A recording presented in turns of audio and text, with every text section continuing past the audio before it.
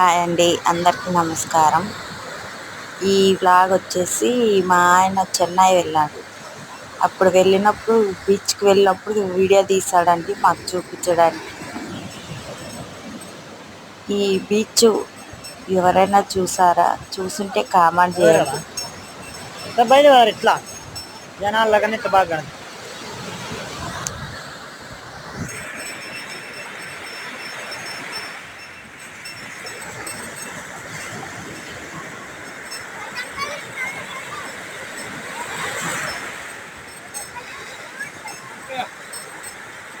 video తీసేదా దాన్ని వచ్చా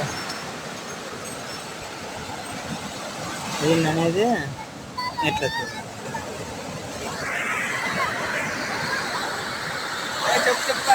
ఏ పాత